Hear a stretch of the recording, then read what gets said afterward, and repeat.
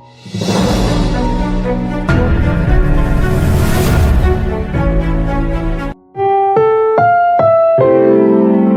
programang ito ay rated SPG, striktong patnubay at gabay ng magulang ang kailangan. Maaaring may masiselang tema, lengguwahe, karahasan, sexual, horror o droga na hindi angkop sa Welcome back mga ka-episode. At narito ang mga dapat nating abangan dito nga lang sa Abot Kamay na Pangarap, kung saan nagkausap na naman nga ang mag-ama na si Annalyn at itong si Doc Anyag. At dito nga nang sabi nga nito si Annalyn na namimiss niya na nga ang bonding nga nila sa Apex. Kaya tinanong nga siya nito ni Doc Anyag kung gusto na nga ba nitong bumalik pa sa Apex. Kaya napapaisip na nga ito nga si Annalyn. Sa kabilang banda naman nga ay nasabi na nga nito ni Doc Enriquez na si Annalyn nga ang ipapadala dito nga kay Doc Hiroshi, subalit hinarang nga ito ni Doc Benitez. Papalis na nga rin ito ang sina Justin at ang ama nga nito, kaya naman pinipigilan na nga ito ni Giselle upang sa gayon makasama niya pa nga ito, at inaalok nga niya ito nga si Justin na sana nga raw